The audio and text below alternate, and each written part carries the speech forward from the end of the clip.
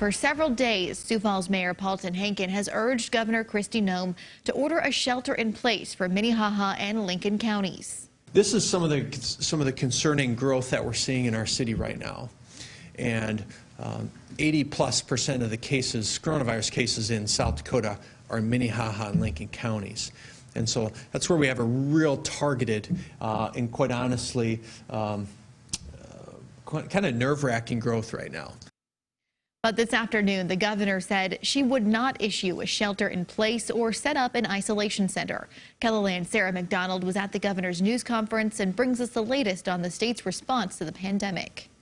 What we are doing each and every day by getting up and using personal responsibility and taking actions at the local and the state level, it is working. We are flattening our curve in South Dakota. Governor Noem says 70% of Minnehaha's positive cases are tied to the Smithfield facility.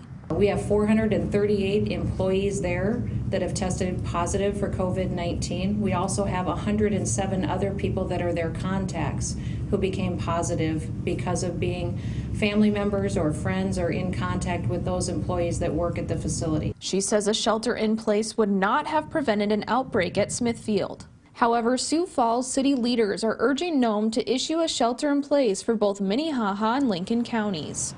I don't believe it's appropriate considering the data and the facts and the science that we have. I do know that the mayor has some tools available, and I know that that can be a local decision that he and the city council can take if they choose to do. But as far as me taking action to put a shelter in place there in Minnehaha and Lincoln counties, I will not be doing that today. Noem says the Department of Health does a high level of contact tracing with people who test positive for COVID-19.